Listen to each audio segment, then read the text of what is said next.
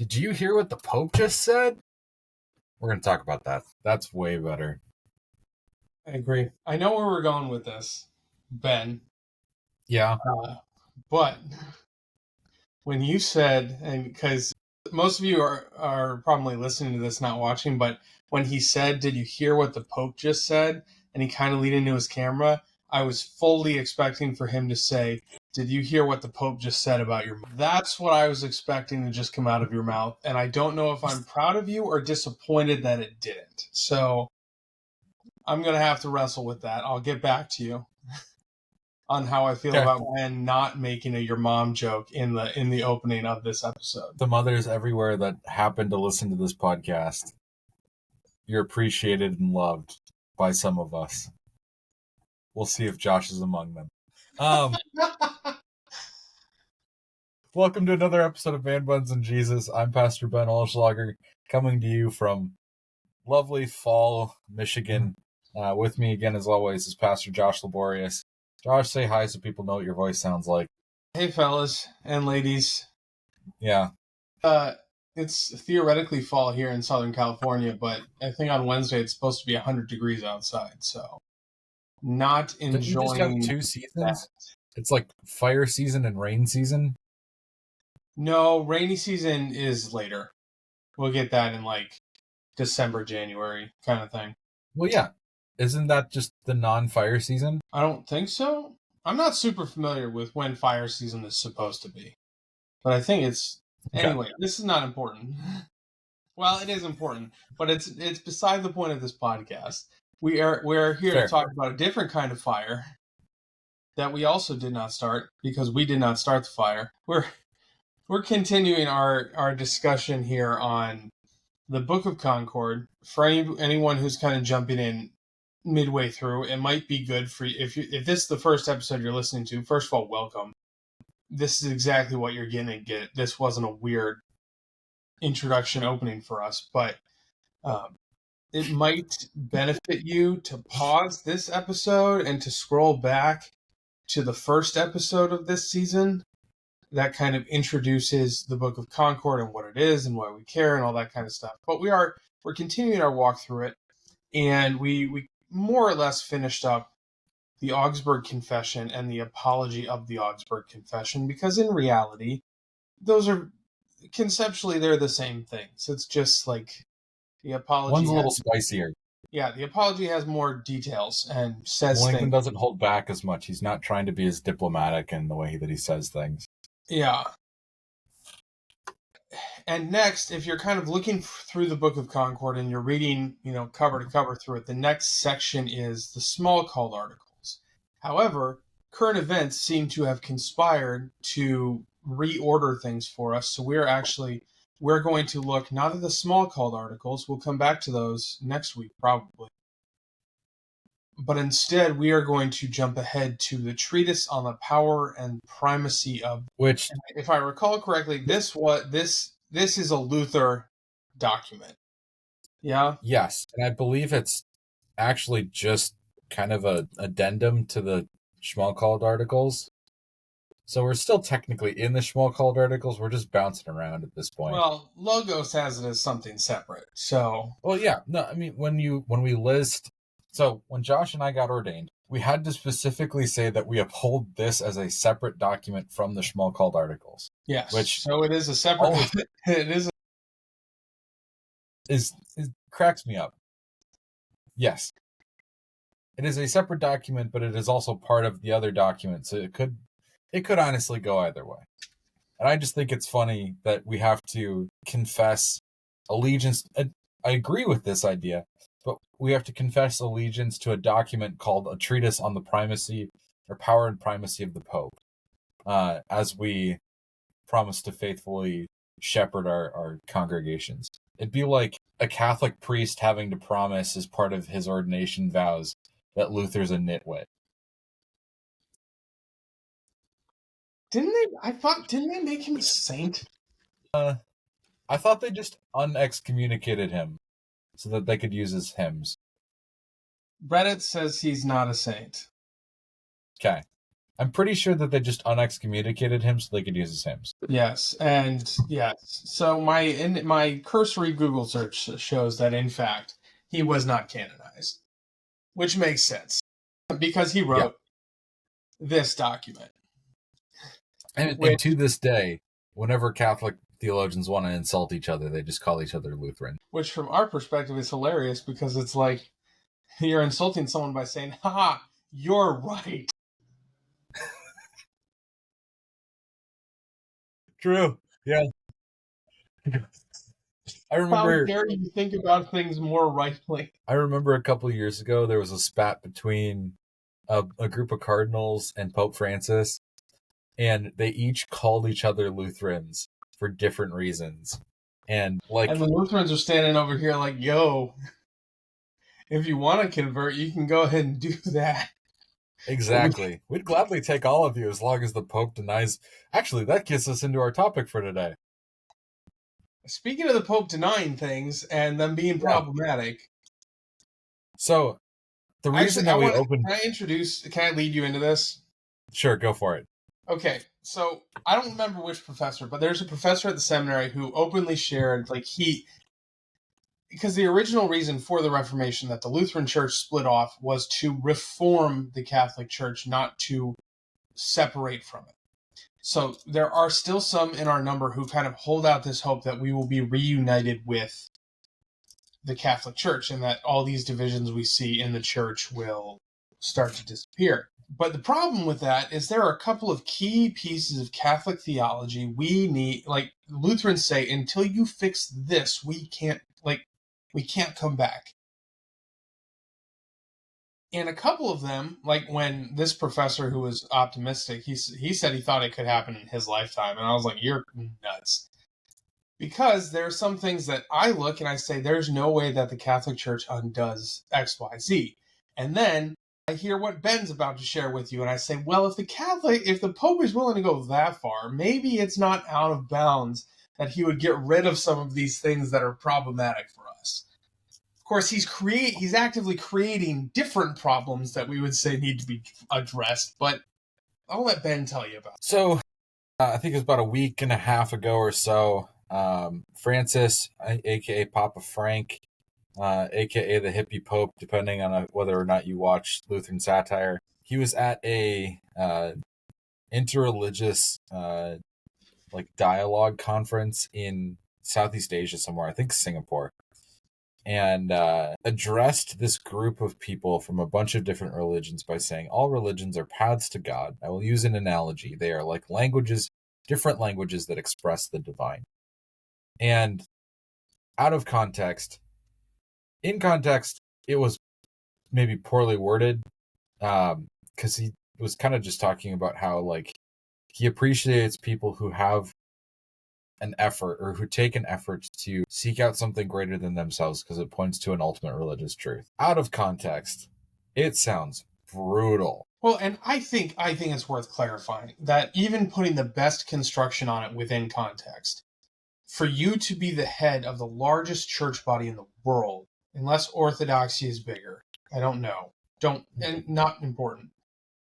And for you to say something like that muddies the water so much on what is necessary for salvation, even in context with the best possible construction, that was a terrible thing to say. That was like an actively harmful thing to say, because you are undercutting this reality like, hey, we know the way to salvation. It is Jesus Christ. And if you're not on that way, you're bound for hell.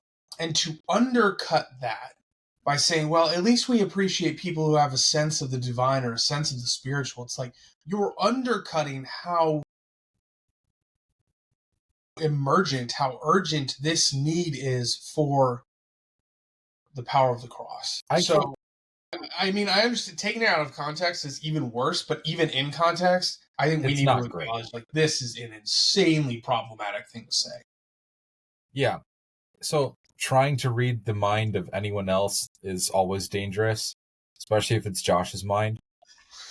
Yeah, there are 3 brain cells in there, and 2 of them are fighting about hockey right now, so... And the third one's watching Rick and Morty.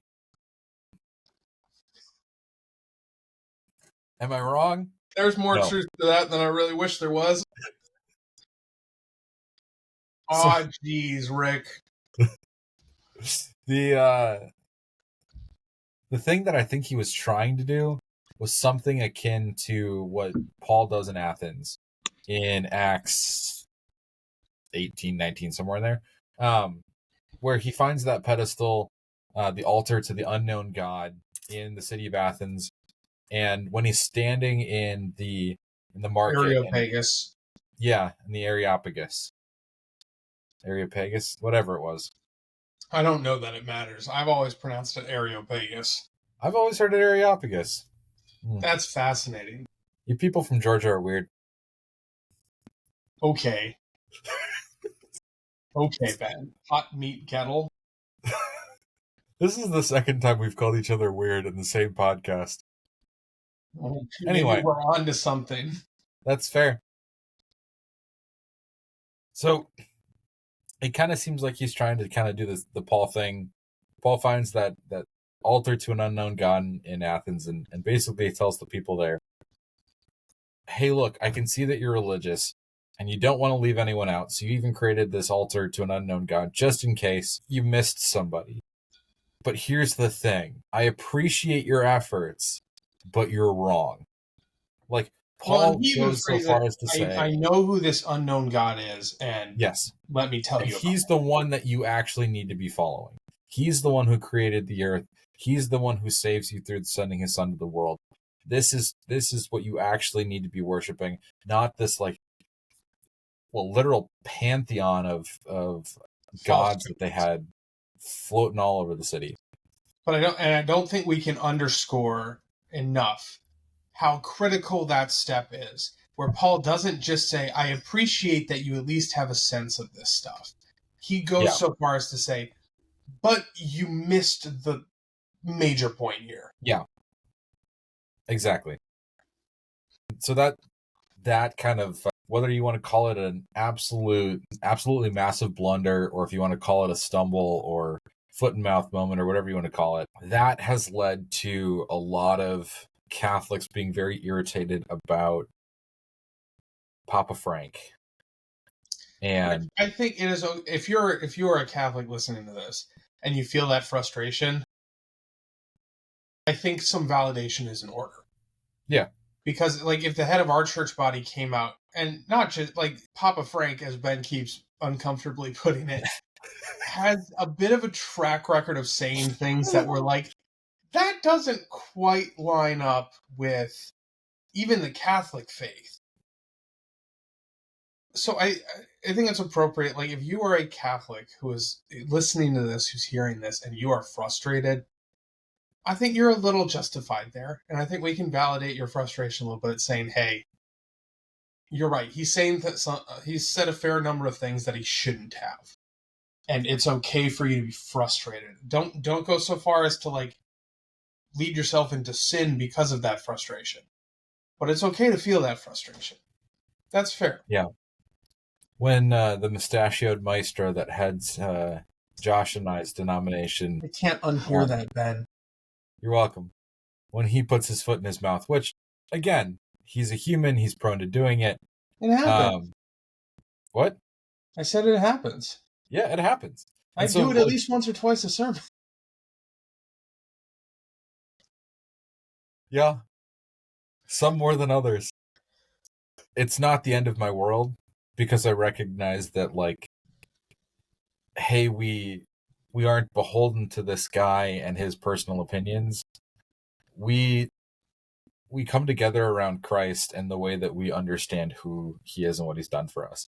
And that can be kind of a challenge for Catholics, because in the Catholic Church, the unifying principle isn't always theological.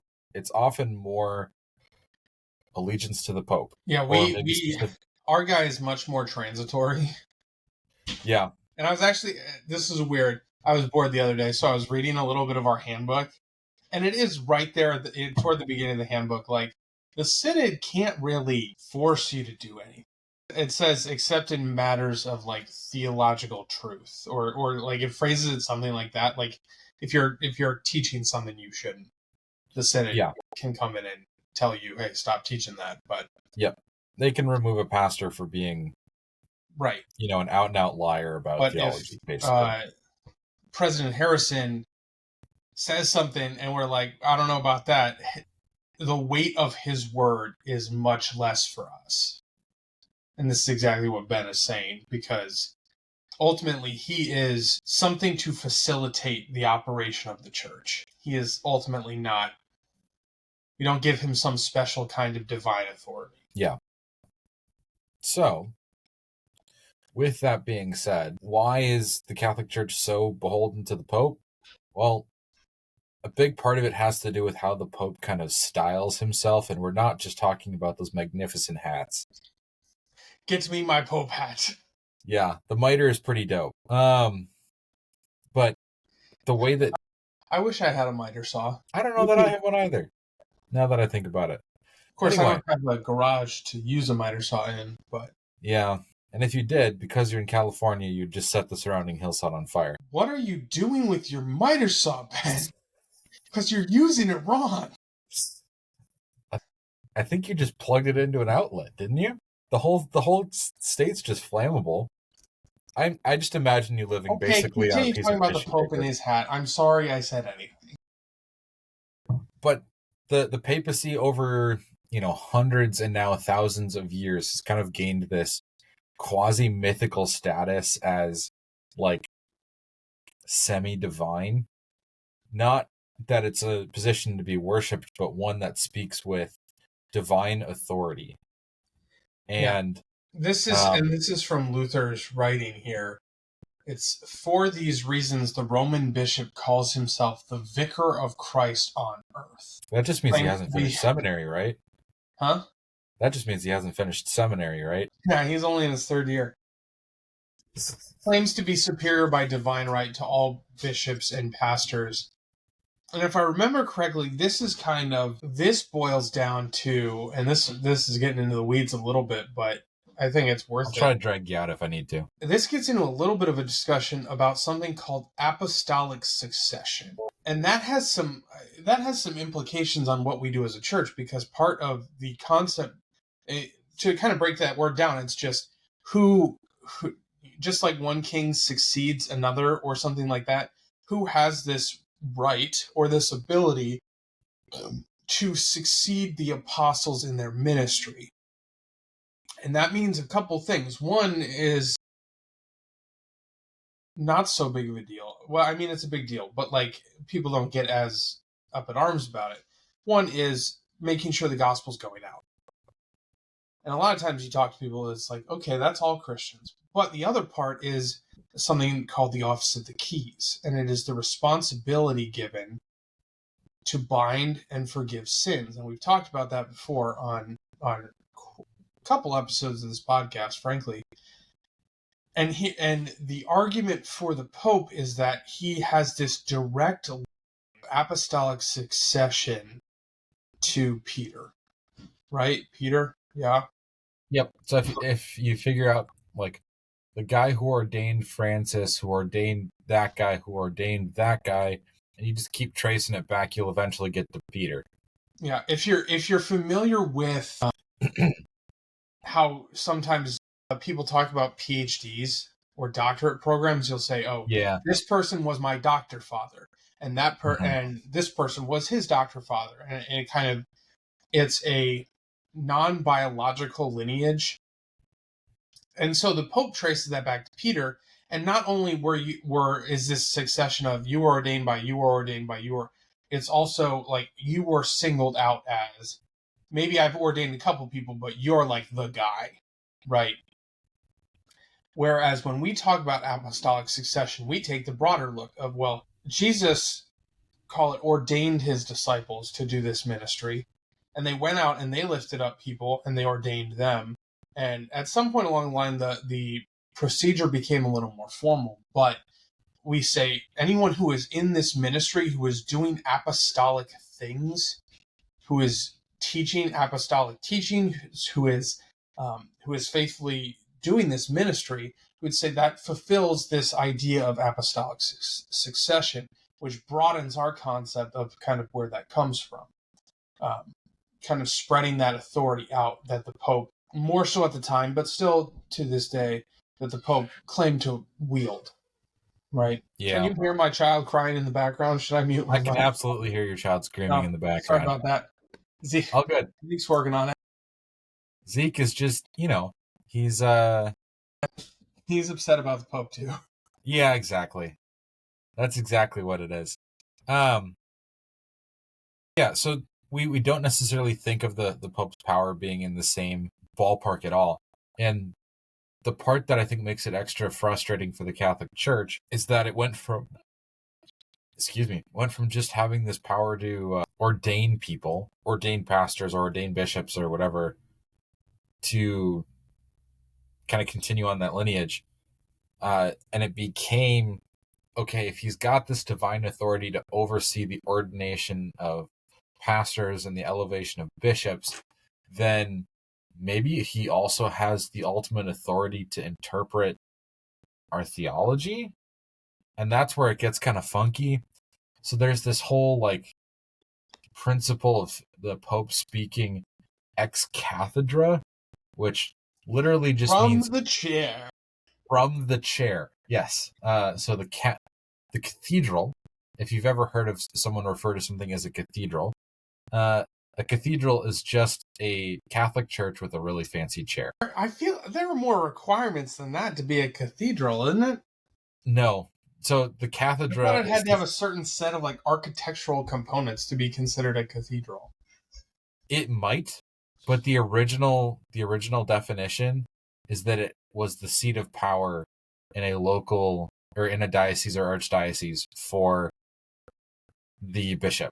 So it had the cathedra, aka the bishop's chair, which lent it the name cathedral. I don't know about you, Ben, but when I was ordained, I did not get a special chair. Yeah, me neither. They made fun of the guy who... They just made fun of the guy who I was replacing for being old. Yeah. Hi, Wayne. Former podcast guest. But, yeah, once they started to kind of attribute this ability to speak on behalf of God in matters of interpretation to the Pope, it became stickier. I mean, and it spiraled to the point where emperors were not put into power unless they had the approval of the Pope. Yep. This is how far it got, as far as how much authority can the Pope exercise over Catholics and over Catholic countries. And to kind of cut to the chase a little bit, what Luther writes here, essentially, I mean, his language is much stronger and he goes into a lot more detail, but essentially he's saying the Pope isn't special. He puts this authority and this responsibility to forgive sins. He puts that on all pastors. And I don't know if he clarifies it here. He doesn't say he wants to dismantle all hierarchy in the church. But he's saying it's not right to claim a divine right of superiority. For me, it's very similar to his conversations about human tradition. Because Luther, which shocks some people because Luther in many ways was very radical, but for me, it always seems like Luther and others who are writing and working on the Book of Concord wanted to straddle this line of traditions are valuable, but you can't make them so important that they become part of salvation. Because even when he's talking about the Pope, he's diminishing the role of the Pope. And the older Luther gets, the more rude things he has to say about the Pope. But it's not like he's saying there's no place for hierarchy or organization in the church. He is saying the problem comes when parts of that hierarchy start to claim divine right and start to kind of overextend what that means, especially when they go as far to say, if you don't toe the line with me, there is no salvation for you, which in some ways is where the Pope had pushed it in Luther's time. You look like you're pondering, like you have something to say about my break in there. No, I'm trying to stifle a yawn. As Josh and I have already established. On Mondays, folks. Yeah. Sometimes it can be tough, especially it's right after lunch here in Michigan, so it's It's a challenge. The thing that I think this kind of also leads to is why it's so frustrating for Catholics today when they hear the Pope say something frustrating. Because this is supposed to be the guy who is the vicar of Christ, their divinely installed representative on earth, who's supposed to be their ultimate source of authority on interpretation and theological matters. And if anyone has their stuff together, it is supposed to be him. The Pope. Yeah. And as we've seen recently, not always. Yeah. Yeah. Well, and to be fair, this is not the first time in history where the Pope has done things that in hindsight you look and you're like, what were you thinking? In fact, there were a couple of different ways that popes tried to deal with the aftermath of the Reformation that in like later generations of Catholic leaders were like, can we just like forget this decade of history? Can we just leave this part out?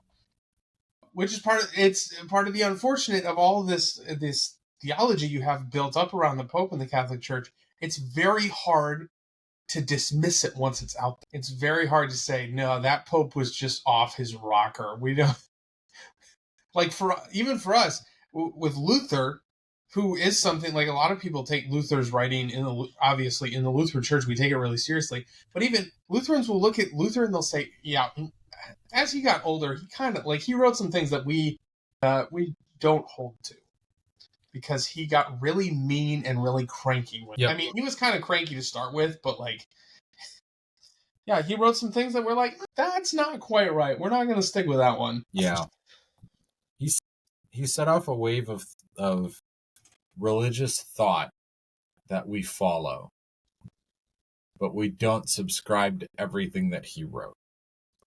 Right. Like we appreciate him as kind of the progenitor for so much that we believe, teach, and confess. But that's all he is. It's kind of the same respect that most Americans have for the founding fathers. It's like we appreciate what they did. We don't necessarily hold to everything. We know they were just regular people. Well, maybe not regular people. They were exceptional, I guess, in some ways.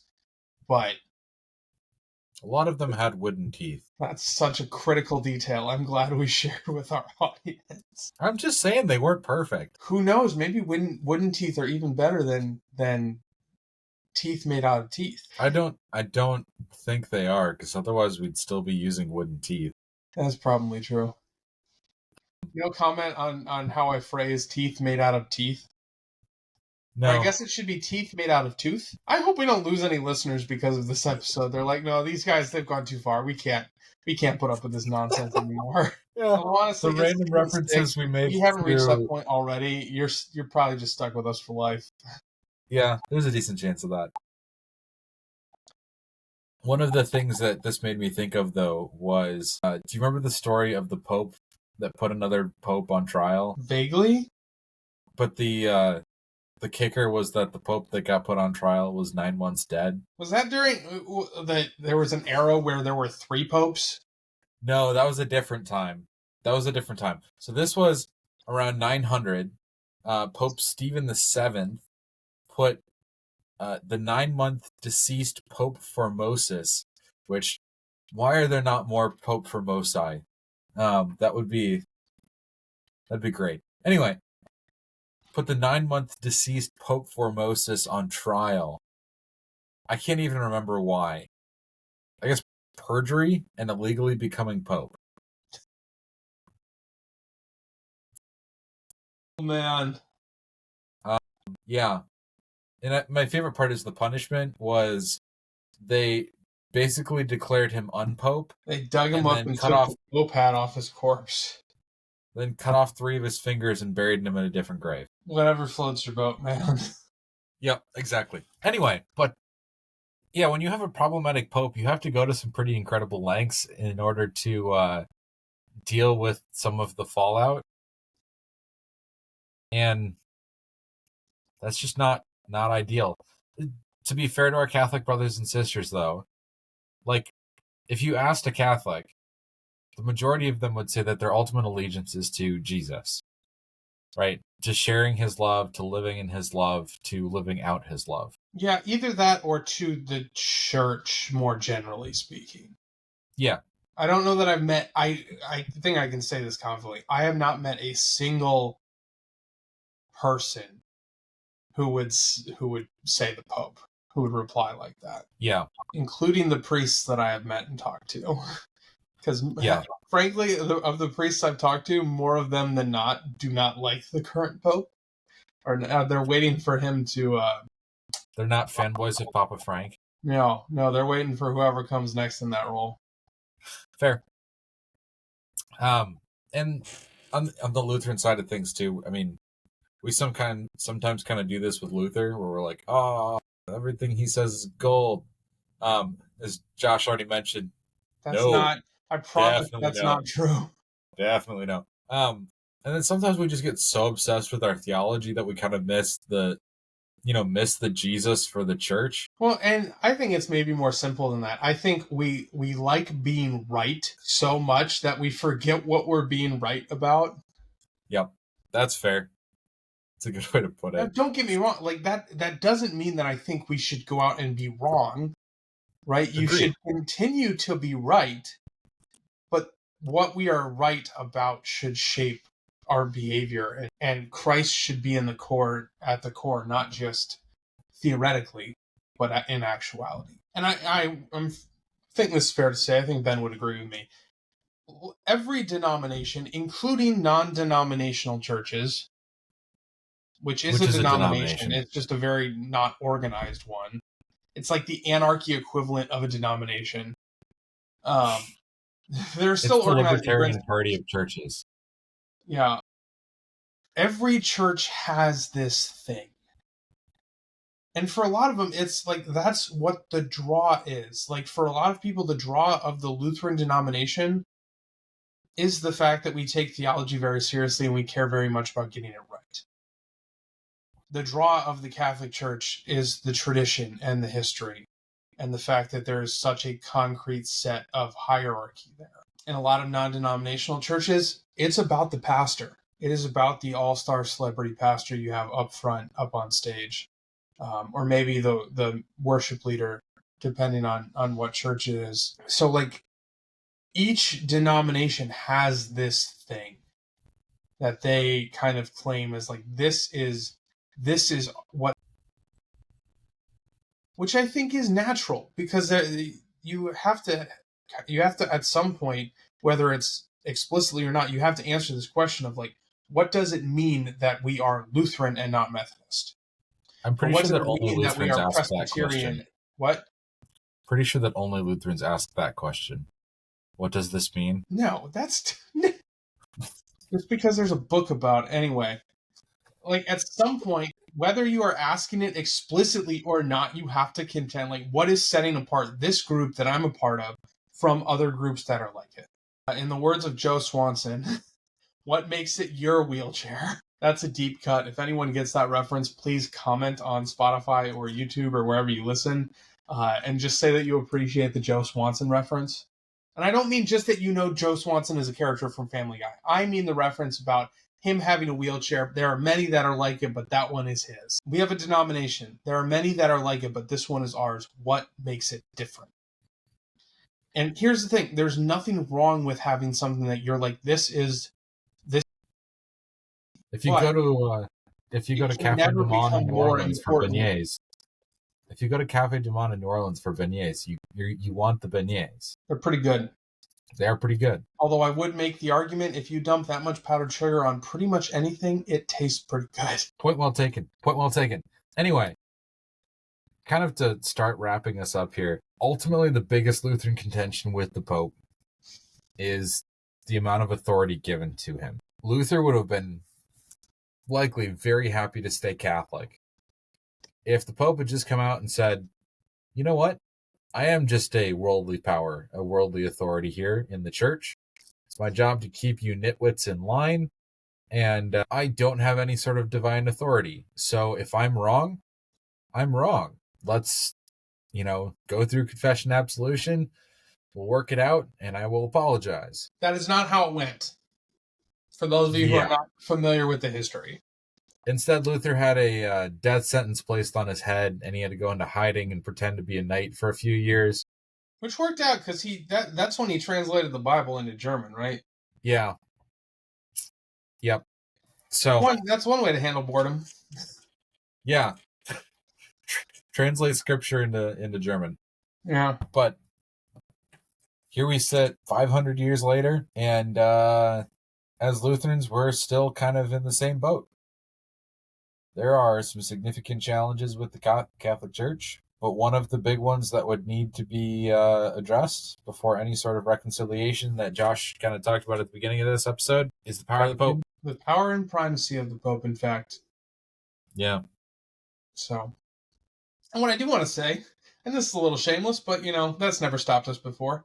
If you're listening to this, I've had a member who's a former Catholic who he said we should target in like advertising for the church for Lutherans. He said we should target disenfranchised Catholics, and I said, "You're right. I don't know how you go about actually practically do like." It's not an option on. Are you a Catholic, but not really thrilled about it? Like, there's not a checkbox for that in Google Ads, right? But I want to extend this invitation. If you're hearing this and you're Catholic, or maybe you're listening to this and you have a friend who's Catholic who is really struggling with what the Pope is doing, this may or may not be the episode to share with them, but it could be, because here's the invitation. We have our issues as Lutherans, sure, but here's my comfort to you. If you're looking for something that has a lot of the tradition and a lot of the core truth that has been handed down through the Catholic Church, but without some of that extra stuff that is problematic, find your local confessional LCMS Lutheran congregation, and you'll get something that is almost Catholic, but not quite. We've been called Diet Catholic before. I think that's fair. People have also described us as we have one foot in the Protestant world and one foot in the Catholic world. I think that is also fair. So, if you're a disenfranchised Catholic, Lutheranism is not a bad place to go. It's pretty much us or the Orthodoxy are your choices. You can also go Anglican, but they have their own issues. Yeah. Well, and everyone has their own issues, right? Everyone has their problems. To lean into Lutheran pomposity, and kind of lean into the we think we're right about everything. I like the description of we're Catholic but not Roman, Orthodox but not Eastern. Yeah. And then finish that off by just saying we are the true church on earth. Church. But when you say that, it makes you sound like a cult, and we're not a cult. That's true. Well, so I just... No, don't muddy the waters on a statement like that, Ben. You DJ. So I just watched there's a new... Did you ever watch the Crash Course YouTube series with John Green? So they do like different subject matters, and it's meant to be like an educational aid for like homeschool and high school classrooms and that kind of thing. And they're doing a series right now on religions. And one of the ones that they just did was what makes something a cult? And there's just no clear dividing line. So maybe we should just stop calling things cults, because otherwise people are just going to start calling us a cult. Okay, no, hold on. If there is magic Kool-Aid that kills everybody, that's a cult. And I'm going to call that. To say it was dangerous. Like, call it out for what it is. Like, it's if there's magic Kool-Aid, it's a suicidal ideology. And that's, like, way more obvious than just calling it a cult. What are our takeaways for today, Ben? Let's focus up here, hopefully. I've got two. First one, the leaders in your church are human and sinful, just like everybody else. Whether you're Catholic, whether you're Lutheran, whether you're non-denominational, or anywhere else on the Christian flow chart of denominations. And your leaders need your grace, but they also need you to hold them accountable. So don't be afraid to do those things. And also, Josh really doesn't like the name Papa Frank. Yeah, it's okay. It's growing on you? You seem No, to it's just I know the pall more the I first time. resist, the more often it will come up. Just I like the think mustachioed maestro. I'm going to be a little shameless here because, again, that's on theme. Join the Lutheran Church. We have our issues, but like I think and this is going to sound arrogant, but I think it's true because if I didn't think it was true, I wouldn't be Lutheran. We have our issues, but they're less of an eternal problem than I would say all the other ones. So go to LCMS Church Finder and find your local Lutheran church, and we'll see you on Sunday. Brothers and sisters, go in peace. Serve the Lord. Thanks be to God.